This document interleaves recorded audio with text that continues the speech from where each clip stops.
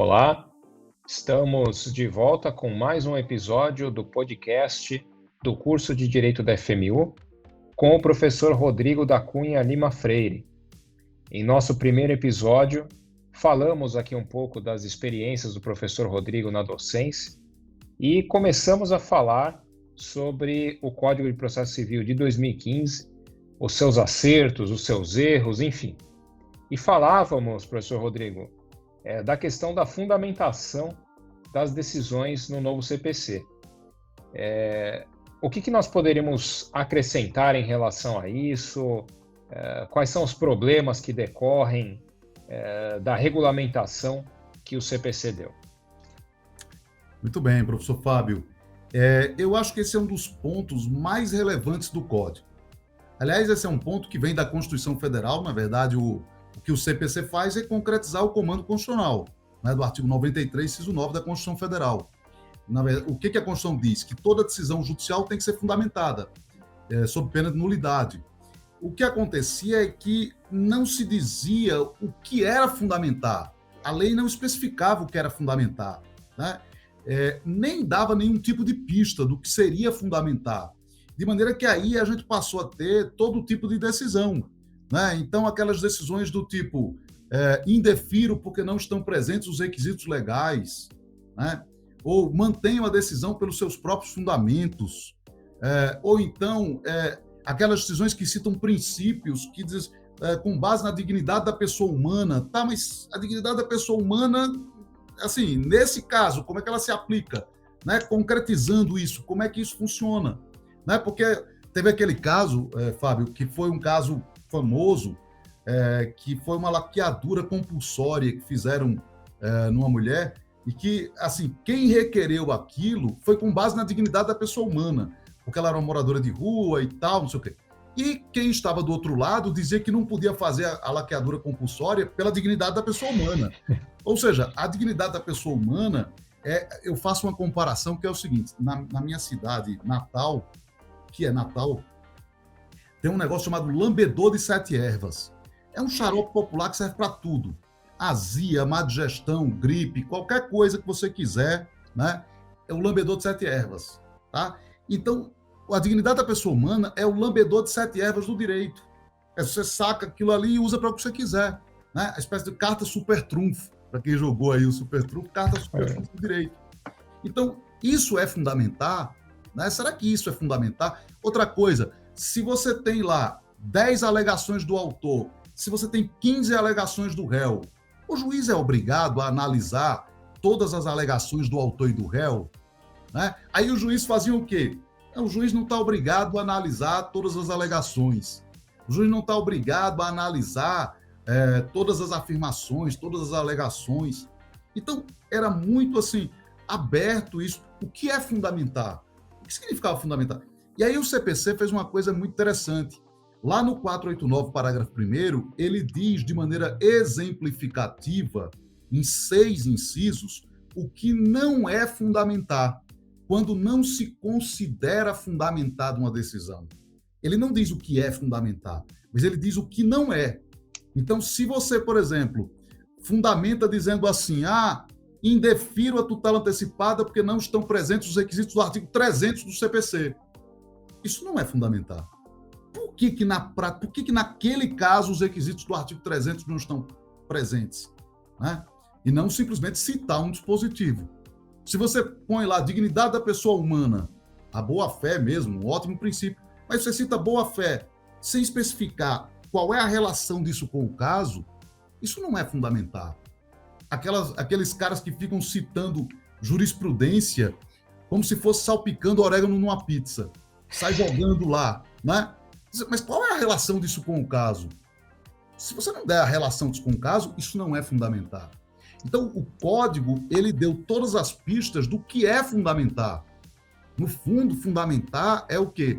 O que se exige é que você tenha uma motivação, uma fundamentação objetiva, uma fundamentação efetivamente racional e não subjetiva, com base no eu acho que, né, no eu penso que, ou então, não, isso é porque é o meu livre convencimento. Não é essa a ideia que traz o código hoje. Então, eu acho que isso é um ganho extraordinário. Agora, a prática tem nos mostrado o que ainda? Uma certa resistência do judiciário. Então, muitos juízes acostumados com esse modelo de fundamentação anterior, né, que é um modelo mais solto, e que, no fundo, não é fundamentar isso, né, porque aí você diz o que você quiser, não é fundamentar. Então, muitos juízes mais acostumados com isso ainda resistem muito a essa fundamentação. E, às vezes, a gente vê decisões até do STJ dizendo assim, não, é isso, o juiz fundamentou porque ele decidiu as questões suficientes para o seu convencimento. Não tem isso no código de suficientes para o seu convencimento. Não é isso que o código diz, né? Então, você ainda vê decisões desse tipo, mas eu acho que isso é uma questão de geração também. O que vai acontecer? Você pega os nossos alunos aqui vão sair daqui, alguns serão advogados, alguns serão juízes, alguns serão promotores. Aqueles que forem juízes já vão com uma outra cabeça, né? Já terão uma outra cabeça, uma outra ideia, uma outra visão a respeito de direito, do que é fundamentar. Então, eu acho que... E é muito importante a gente pensar isso, porque quando a gente pensa em democracia não é só na hora do voto. A democracia se faz em vários aspectos. Um deles é esse, a fundamentação, né? O processo democrático, Estado democrático de direito, não se coaduna com discricionariedade judicial, né? com arbítrio judicial. Então, a questão da fundamentação, ela é muito importante, fundamental. Isso que você disse, Rodrigo, sobre a cultura, ela é muito é uma questão muito interessante mesmo. Eu, no mestrado, estudei repartição de competências na Constituição e é nítido, quando se analisa a jurisprudência do Supremo Tribunal Federal, que na mudança da Constituição anterior para a Constituição de 88, o Supremo Tribunal Federal ele acaba seguindo, muitas vezes, uma linha de pensamento antigo, uma linha de pensamento de federalismo de integração, que era o que acabou vigorando durante o regime militar. Então, e depois isso com o tempo vai caindo um pouco, e o Supremo vem cada vez mais valorizando a federação e mudando essa jurisprudência, mas vê que isso demorou um tempo. Você entende que também em relação ao Código de Processo Civil, essa é uma questão geracional? O que o estudante de direito ele precisa, e depois na prática profissional, ele precisa fazer para que o Código de Processo Civil seja efetivamente implementado perante, sobretudo, os magistrados? É bem interessante o que você está falando, porque é o mesmo sentimento que a gente tem aqui no processo. Eu tenho um querido amigo processualista que ele diz o seguinte, ele cita a imagem do navio. Isso é como um navio mudando o rumo. O navio não muda de uma vez, ele vai mudando aqui assim, aos poucos, né? Então, é como um navio mudando de rumo. E isso a gente percebe muito claramente assim na jurisprudência. Vou te dar um exemplo. A questão do contraditório. O CPC passado, ele via o contraditório como o binômio informação-reação. Então, as partes deveriam ser informadas de todos os atos processuais e poderiam reagir contra aqueles atos considerados prejudiciais. Na visão atual, é o binômio influência e não surpresa. As partes devem ter o poder de influenciar o resultado do processo, de influir no resultado do processo, e não podem ser surpreendidas por uma decisão sem o prévio debate.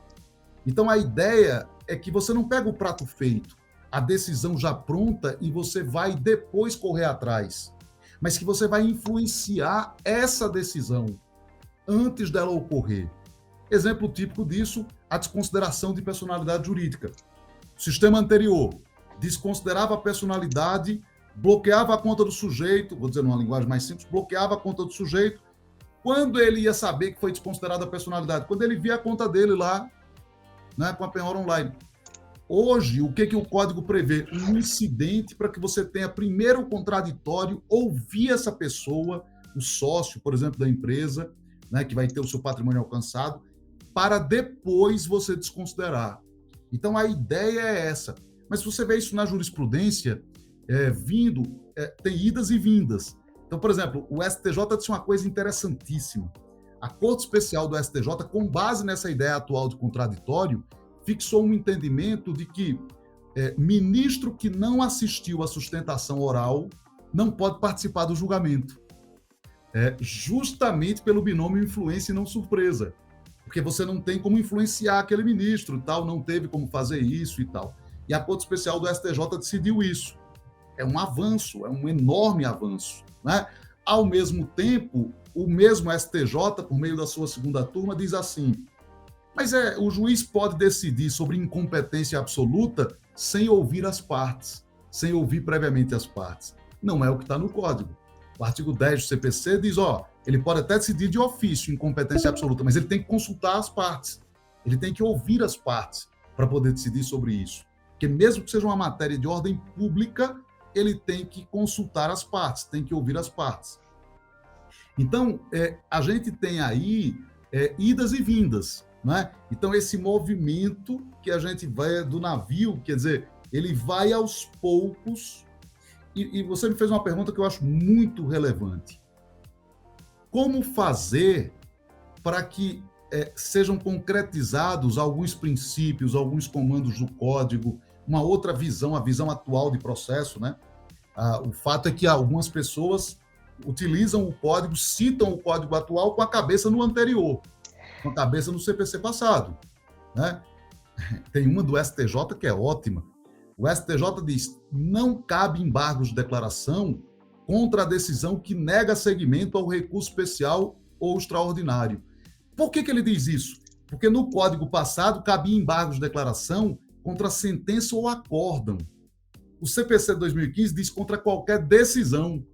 Ou seja, ele aplica o CPC atual com os olhos no CPC passado, né?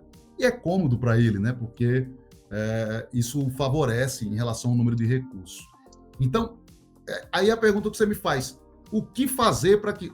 Eu acho que é o seguinte: o papel nosso, o papel do advogado, o papel de quem atua com direito é ir para cima, é cobrar, é peticionar, é reconhecer, é ir na sustentação oral pedir, Eu tenho um amigo que estava numa sustentação oral, e aí ele fez a sustentação oral, quando o desembargador começa a proferir o voto, diz intempestividade. Ele disse: excelência, pela ordem. Intempestividade é uma matéria de ordem pública, é um pressuposto recursal matéria de ordem pública. Pelo 933 do CPC, eu tenho o direito de me pronunciar sobre isso. E eu tenho 5 dias, de acordo com o código, a me pronunciar sobre isso. Ou seja, você não pode decidir sobre isso sem me ouvir primeiro. Agora, eu abro mão dos 5 dias. Eu posso falar agora sobre isso. E aí eles permitiram, ele falou, e o desembargador teve que pedir para retirar de pauta, porque o único voto que ele tinha era esse, de intempestividade. Ou seja, você precisa ser combativo, você precisa ir para cima, não ter medo, não ter essa coisa de, não, se eu fizer isso, ele vai me marcar, não vai coisa nenhuma. É preciso ser combativo, é preciso embargar de declaração, é preciso ir para cima, peticionar, falar, né? Então, isso que eu acho que é importante. A gente tem que estar preparado. Para poder fazer isso, você tem que ter preparo. Estar preparado, estudar, se preparar, saber o que é o 933, que foi esse artigo que ele utilizou, né? Porque só assim você tem condições de enfrentar isso. E isso é o que vai provocando a mudança de comportamento, né? Porque é natural, e eu entendo isso, para o judiciário, às vezes é mais cômodo manter o mesmo posicionamento, manter aquela mesma visão. Foi aquela que eles estudaram, né? Eles se formaram com aquela visão anterior, os votos já estão prontos, os modelos já estão prontos. Então, tudo é muito mais cômodo manter como está. No entanto, eu acho que se você for combativo, se você tiver conhecimento para ser combativo e for combativo, aos poucos isso vai mudando. E eu acho que é essa postura que a gente espera do nosso aluno da FMU, por exemplo, quando ele estiver ali na atuação, que ele faça exatamente isso. Ótimo, Rodrigo. E você entende, então, que essa discricionariedade que você citou, e muitas vezes até esses posicionamentos distintos, né? Você citou, inclusive, uma situação que mostra em um mesmo ponto uma inconsistência do STJ em relação à decisão. Você entende que isso tem alguma ligação com o ativismo judicial? O que é o ativismo? Isso gera problemas também na implementação do Código de Processo Civil por parte da magistratura? Eu acho, Fábio, que esse é um ponto que eu acho que nós todos, profissionais de direito, temos que parar para discutir isso. Primeiro, para discutir o que é ativismo, que não é algo extremamente claro, né? O ativismo, ao que me parece, se dá quando você tem ali um desvio de rota, quando você tem um poder, né, invadindo a área do outro poder, fazendo aquilo que não lhe compete. Mas isso não é claro, isso obviamente que não é claro, não fica claro. Às vezes, quando se faz controle de constitucionalidade, às vezes, quando se faz interpretação, né, aquilo pode ser utilizado para invasão na esfera de outro poder. Então, não fica, às vezes, muito claro o que é propriamente o ativismo. Mas o que eu acho é que, definitivamente, o ativismo não é algo da democracia. Não é algo razoável para a democracia, porque nós temos uma democracia representativa. Nós não temos não é aceitável essa situação. No caso das normas processuais, o que eu tenho visto é, muitas vezes, o tribunal fazendo o seu próprio código, criando o seu próprio código, né? Então, o código diz assim: é impenhorável a conta salário, exceto em duas situações, essa e essa outra. Aí vem o STJ e diz assim: não, dá para penhorar, não tem problema. Se não prejudicar a dignidade do devedor, pode penhorar. Mas não são as situações que estão previstas no código. Não interessa, pode penhorar. Então, é um outro código. Uma curiosidade, eu tenho falado muito sobre isso nas redes sociais e tudo mais, e tenho recebido muitos alunos da FMU pedindo orientação para que eu seja orientador em temas que estão relacionados a isso, que se relacionam com o ativismo processual. Isso é bem interessante, bem curioso, o que já mostra que os nossos alunos têm um olhar para isso e sabem da importância de discutir esse tema, né? da relevância de discutir esse tema. Então, hoje, isso está acontecendo e com muita frequência. E, em especial, no Superior Tribunal de Justiça, né? O que não deveria acontecer, porque ele deveria ser o tribunal para uniformizar o direito federal, para dar a unidade ao direito federal, enfim, inclusive o processo civil. Então, eu acho que a gente tem que discutir isso, deve discutir cada vez mais esse tema. É um tema que me parece crucial hoje dentro do direito, que envolve várias áreas, a minha, a sua, diversas áreas do direito, né? Essa questão, inclusive, do Código de Processo Civil próprio, mesmo da Lei 9.099 própria, é particularmente sensível nos juizados especiais cíveis. Exato. Isso gerou uma situação, a gente tem recebido notícias por vezes de advogados que preferem seguir para as varas cíveis comuns do que ir para juizado especial cível, porque, por vezes, em alguns casos, os juízes têm um entendimento que é completamente distinto. Você atribui também isso a esse ponto, a essa questão? Os juizados, eles ficaram com um problema que é o seguinte: você não sabe exatamente quando aplicar o CPC ou quando não aplicar o CPC subsidiariamente. Por mais que se diga, não, quando não conflitar com os critérios do artigo 2º da Lei dos Juizados, ninguém sabe direito quando aplica e quando não aplica o CPC. Acaba ficando a critério do juiz aplicar ou não aplicar, às vezes, o CPC. E aí você tem um dilema nos juizados. O dilema é: eu devo simplificar ao máximo para diferenciar ele completamente do sistema do procedimento comum, ou eu devo, digamos assim, ordinarizar ele um pouco mais, aplicar um pouco mais o CPC subsidiariamente, né? Porque se eu aplicar um pouco mais o CPC subsidiariamente, eu aproximo ele daquele processo com mais garantias, com mais contraditório, com mais tudo isso, mas ele fica mais lento. Se eu simplificar ele um pouco mais, ele fica com menos garantias e um pouco mais rápido. Então, ele vive esse dilema hoje, e com 3 leis diferentes. Existe uma proposta, inclusive, que é de um querido amigo até do Philip Boring, que é de unificar essas 3 leis. E aí, nessa proposta dele, vai se aproximar um pouco mais do CPC. Então, se passar essa, vai aproximar um pouco mais do CPC. Confesso a você que eu não sei qual é a melhor das soluções. Eu acho que é bem complexo isso, mas eu acho, sendo sincero, que a ideia de que os juizados serão algo que vão trazer uma celeridade enorme, sinceramente, eu não acho que é isso. Eu acho que celeridade passa por uma coisa chamada gestão. Gestão. Mais do que lei, mais do que processo, gestão, administração. Eu acho que esse é um ponto que o judiciário tem que ficar mais atento. Tá bem, conversamos então com o professor Rodrigo da Cunha Lima Freire, uma conversa bastante abrangente sobre as experiências dele como docente e também sobre o Código de Processo Civil de 2015. Quase cometi aqui a imprecisão do novo Código de Processo Civil novamente. Agradeço, professor Rodrigo, e todos vocês, alunos, público externo, continuem nos acompanhando no podcast do curso de Direito da FMU. Professor Rodrigo, tem algum comentário adicional? Não, só agradecer por esse convite, uma honra, um prazer, uma alegria. A FMU, eu tenho um carinho enorme pela FMU e é um prazer realmente muito grande participar desse projeto, participar desse bate-papo com você, Fábio, que é uma pessoa, de fato, bastante agradável. Então, agradeço o convite. Prazer foi nosso. Seja sempre bem-vindo aqui ao curso.